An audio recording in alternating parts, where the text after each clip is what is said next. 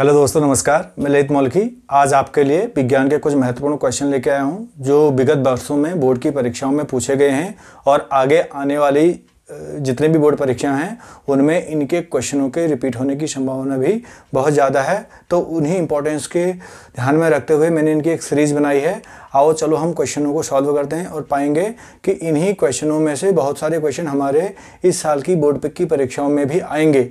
तो ये इतने इंपॉर्टेंट हैं कि इनको परीक्षा हॉल में जाने से पहले आप ज़रूर एक बार देख के जाएं तो आपको काफ़ी मदद मिलेगी। चलो आओ इन क्वेश्चनों को सॉल्व करते हैं। और हमारा इस सीरीज़ में का पहला क्वेश्चन है कि उस पदार्थ का नाम और रासायनिक सूत्र लिखिए जिसका उपयोग डॉक्टर टूटी हुई हड्डियों को सही जगहों पर स्थिर रखने के लिए करते हैं। हमसे इस प्रश्न में दो क्वेश्चन पूछ रहा है। एक तो हमें उस पदार्थ का नाम भी लिखना है और दूसरा हमको उसका रासायनिक सूत्र भी लिखना है। तो मैं आशा करता हूं कि सारे बच्चों को यह क्वेश्चन का जवाब आता होगा। चलो इसको सॉल्व करते हैं। इसका नाम है प्लास्टर ऑफ पेरिस। क्या नाम है?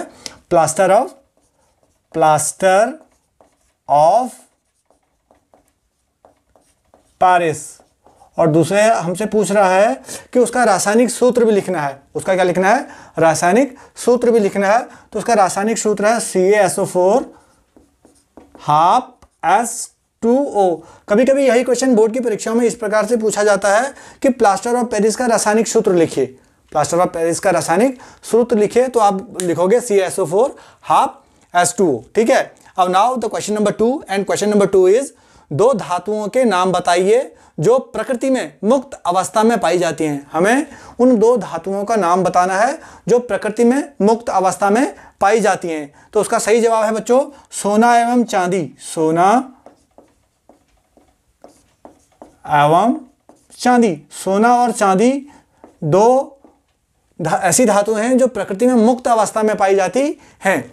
और हमारा क्वेश्चन नंबर 3 है लोहे पर जंग लगना किस रासायनिक प्रक्रिया का उदाहरण है? हम सभी लोग जानते होंगे कि लोहे पर जंग लग जाता है। तो लोहे पर जंग लग जाना एक रासायनिक अभिक्रिया के द्वारा होता है। तो वह रासायनिक अभिक्रिया कौन सी प्रक्रिया हमें उसका नाम देना है? तो वो क्या है बच्चों? संक्षारण।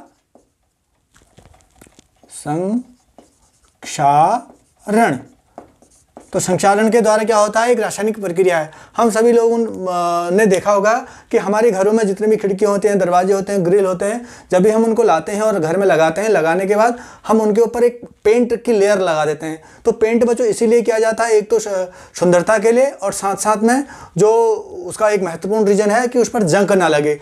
दरअसल जंग जब भी हम पेंट लगा देते हैं लोहे पर तो उसके क्या होता है? पेंट की वजह से लोहे के ऊपर एक लेयर सी बन जाती है जिस लेयर की वजह से वह जो लोहा है हवा और पानी के संपर्क में आने से बचता है और जिससे उस पर क्या नहीं लगता है? जंग नहीं लगता है। नाउ क्वेश्चन नंबर 5 है विद्युत ऊर्जा का व्यापारिक मात्रक क्या है? अब देखो क्वेश्चन क्या पूछ रहा है। कभी कभी क्वेश्चन को करने से पहले क्वेश्चन को आप जरूर 2 बार जरूर दोहराएं कि वो पूछ क्या रहा है, क्वेश्चन का डिमांड क्या है। तो यहां पर पूछ रहा है विद्युत ऊर्जा का व्यापारिक, यहां पर शब्द है व्यापारिक मात्रक क्या है? तो व्यापारिक मात्रक उसका क्या है? यूनिट। क्या है बच्चों?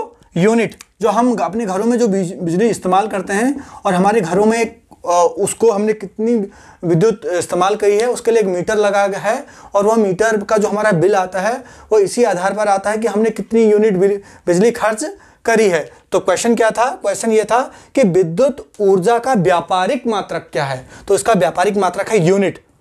And now question number 6। हमारा क्वेश्चन नंबर 6 है मानव नेत्र की सामान्य दृष्टि के लिए दूर बिंदु तथा निकट बिंदु।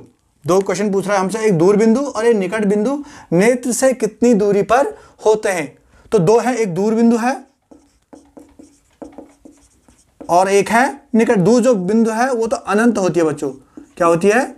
अनंत। और जो निकट बिंदु है, निकट बिंदु होती है 25 सेंटीमीटर। कितनी होती है? 25 सेंटीमीटर। तो क्वेश्चन क्या था कि मानव का जो नेत्र है उसकी सामान्य दृष्टि के लिए दूर बिंदु तथा निकट बिंदु नेत्र से कितनी दूरी पर होते हैं? तो उत्तर है दूर बिंदु अनंत पर होता है और निकट बिंदु 25 सेंटीमीटर होता है। नाउ तो question number 7 and our question number 7 is carbon के 2 अपरूपों के नाम लिखे। कार्बन के 2 अपरूपों के नाम लिखे। तो बच्चों मुझे आशा है कि आप जानते होंगे। नंबर 1 हीरा और नंबर 2 ग्रेफाइट। ये दो अपरूप होते हैं, क्या? हीरा और ग्रेफाइट। कार्बन के दो अपरूपों के नाम लिखे तो आपका जवाब होगा हीरा और ग्रेफाइट। क्वेश्चन नंबर 8 है, सोडियम धातु को मिट्टी के तेल में डुबोकर क्यों रखा जाता है? क्वेश्चन एक बार दोबारा रिपीट करता हूं, सोडियम धातु को मिट्टी के तेल में डुबोकर क्यों रखा जाता है? जो सोडियम जो धातु होती है वो हमेशा किसके मिट्टी के तेल में हमेशा उसको क्या रखा जाता है? डुबोकर रखा जाता है। क्यों रखा जाता होगा? उसके पीछे कारण यह है क्योंकि इसका ज्वलन ताप बहुत कम होता है। क्या होता है? ज्वलन ताप बहुत कम होता है, क्योंकि सोडियम का जो है ना, सोडियम का ज्वलन ताप बहुत कम है। ये जैसे हवा के संपर्क में आता है, हवा के संपर्क में आते ही इस पर क्या लग जाती है? आग लग जाती है। तो आग ना लगे इसके लिए इसको किस में रखा जाता है? मिट्टी के तेल में या केरोसिन में डुबोकर रखा जाता है। कभी कभी ये बोलता है मिट्टी के तेल में डुबोकर क्यों रखा जाता है, और ये भी पूछता है कि केरोसिन के विलयन में डुबोकर क्यों रखा जाता है। तो केरोसिन और मिट्टी का तेल एक ही है, ठीक है। हमारा क्वेश्चन नंबर 9 है, विद्युत धारा का एसआई मात्रक क्या है? विद्युत धारा का एसआई मात्रक क्या है? जो विद्युत धारा होता है उसका एसआई मात्रक क्या है? तो बच्चों इसका एसआई मात्रक है एम्पियर। एम्पियर क्या है बच्चों? एम्पियर। अब धातु और एक अधातु, अब हमें पहले इन चीज़ को समझना होगा कि धातु क्या है और अधातु क्या है। मैं ज़्यादा डिटेल में तो नहीं जाऊंगा क्योंकि एक काफ़ी, अगर मैं डिटेल में जाऊंगा तो काफ़ी लंबा वीडियो हो जाएगा, तो छोटा सा वीडियो बनाना है, इसलिए ज़्यादा डिटेल में नहीं जाएंगे। धातु और अधातु को समझने से पहले हम ये समझ लेते हैं कि जो धातु होती है बच्चों उसके कुछ गुण होते हैं और अधातु के कुछ गुण होते हैं। तो धातुओं का जो प्रमुख गुण है वो पहला गुण तो यह होता है कि जो धातुओं में एक विशेष प्रकार की चमक होती है। नंबर 2 क्वालिटी होगी उसकी, जैसे धातुओं में एक विशेष प्रकार की टनटनाहट होती है। जैसे कोई सिक्का है, सिक्का अगर हमारे जेब में से नीचे गिर जाता है तो क्या होता है? उसकी टनटनाहट की आवाज़ होती है। धातु में तन्यता का गुण होता है। तन्यता का मतलब होता है कि जब भी हम उसको पीटेंगे, पीटने पर उसकी एक लंबी तार बनाई जा सकती है। अधातुओं जो क्वालिटियाँ धातु को होंगी वो अधातुओं में वो नहीं होगा। जैसे मैंने बताया कि धातुओं को पीटने पर वो फैलेंगी, और जबकि अधातुओं जो होती है उनको पीटने पर टूट जाएंगी या चूर चूर हो जाएंगी। तो अब है हमारा नेक्स्ट क्वेश्चन, बोलता अंतिम पंक्ति में बैठे किसी विद्यार्थी को शामपाठ पढ़ने में कठिनाई होती है। एक बच्चा है जो अंतिम कक्षा लाइन में अंतिम में बैठा हुआ है, शामपाठ में जो भी लिखा जा रहा है उसको पढ़ने में कठिनाई होती है, तो यह विद्यार्थी किस दृष्टि दोष से पीड़ित है? तो यह बच्चों निकट दृष्टि दोष। ये बहुत इंपॉर्टेंट क्वेश्चन है, कभी कभी इसमें बहुत कंफ्यूजन भी पैदा होता है। निकट दृष्टि दोष, निकट दृष्टि दोष। तो दो प्रकार के दोष होते हैं बच्चों, एक निकट दृष्टि दोष होता है, एक दूर दृष्टि दोष होता है। मैं छोटे से आपको क्लियर कर देता हूँ। जो निकट दृष्टि दोष में तो क्या होता है कि हमको पास की वस्तुएं तो साफ दिखाई देती हैं, लेकिन हमको दूर की वस्तुएं साफ नहीं दिखाई देती हैं। यदि हमको पास की वस्तुओं को पढ़ने में हमको कोई दिक्कत नहीं हो रही है, जबकि हमको दूर की चीज़ों को देखने में बहुत दिक्कत हो रही है, तो हम कहेंगे कि निकट दृष्टि दोष है। और यदि हम पास की वस्तुओं को तो आसानी से पढ़ ले रहे हैं और दूर की वस्तुओं को नहीं पढ़ पा रहे हैं, तो ये निकट दृष्टि दोष है। और यदि हम दूर की वस्तुओं को तो साफ देख पा रहे हैं लेकिन हमको निकट की वस्तुएं नहीं दिख रही हैं, तो वो हो गया दूर दृष्टि दोष। कभी कभी क्वेश्चन ये भी पूछता है कि निकट दृष्टि दोष के निवारण के लिए हम कौन से लेंस का इस्तेमाल करते हैं, और दूर दृष्टि दोष के निवारण के लिए हम कौन से लेंस का इस्तेमाल करते हैं। तो निकट दृष्टि दोष के लिए तो होता है बच्चों अवतल दर्पण, अवतल दर्पण, और दूर दृष्टि दोष के लिए होता है उत्तल लेंस या दर्पण। अब है क्वेश्चन नंबर 12, नाभिकीय ऊर्जा के रूप में उपयोग होने वाले दो तत्वों के नाम लिखिए। नाभिकीय ऊर्जा के रूप में उपयोग होने वाले दो तत्वों के नाम लिखने हैं। तो वो दो तत्व हैं बच्चों, एक तो है यूरेनियम, यूरेनियम, और दूसरा है प्लैटोनियम, प्लैटोनियम। ये दो हैं। क्वेश्चन नंबर 3 है, एक पादप हार्मोन का नाम बताइए जो वृद्धि में सहायक है। एक पादप हार्मोन का नाम लिखना है हमने जो उसके वृद्धि में सहायक है। तो उसका जवाब है बच्चों ऑक्सिन, ऑक्सिन। इसी सीरीज में हमारा 14th क्वेश्चन है, मस्तिष्क का वह कौन सा भाग सोचने के लिए उत्तरदायी है? जो मनुष्य का जो मस्तिष्क होता है उसमें वह कौन सा भाग है जो सोचने के लिए उत्तरदायी है?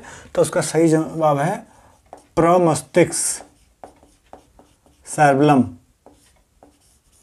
क्वेश्चन नंबर 15 है, उस पौधे का नाम बताइए जिसका उपयोग मेंडल ने अपने प्रयोग किया था। हमें उस पौधे का नाम बताना है जिसका प्रयोग में किया था मेंडलेव ने। उसका नाम है मटर। मटर के पौधे पर उसने अपने इस्तेमाल किए थे।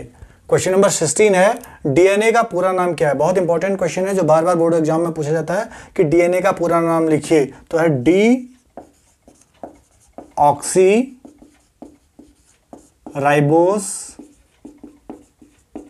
न्यूक्लिक अम्ल। क्वेश्चन नंबर 17 है, दो तत्वों के नाम लिखिए जिनके बाहरी कक्षा में 5 इलेक्ट्रॉन हैं। हमको उन दो तत्वों के नाम लिखने हैं जिनके बाहरी कक्षा में 5 इलेक्ट्रॉन हैं। नंबर 1 है नाइट्रोजन और दूसरा है फास्फोरस। पहला नाइट्रोजन, दूसरा phosphorus. Now the question number 18, एकलिंगी पुष्प के कोई 2 उदाहरण लिखिए। हमें उन 2 ऐसे पुष्पों के नाम लिखने हैं जो एकलिंगी हैं। नंबर इसमें आ गया पपीता, लौकी, तोरई, कद्दू आदि। क्वेश्चन नंबर 19 है, उस तत्व का नाम लिखिए जिसके दूसरे कोष में पहले कोष से दुगुने इलेक्ट्रॉन हैं। क्या कह रहा है? उस तत्व का नाम लिखना है हमें जिसके दूसरे कोष में पहले कोष से दुगुने इलेक्ट्रॉन है। तो कार्बन का परमाणु 6, 2 और 4। तो इसके पहले कोष में 2 हैं और दूसरे कोष में क्या है? 4 हैं। तो इस प्रकार हमने एक सीरीज करी बोर्ड की परीक्षाओं में पूछे गए प्रश्नों की। मेरी यह आशा है, आशा ही नहीं पूर्ण विश्वास भी है कि यदि आप इन क्वेश्चनों को एक बार देखते हैं, करके जाते हैं, तो आपके परीक्षाओं में कुछ क्वेश्चन इनमें से जरूर आए होंगे।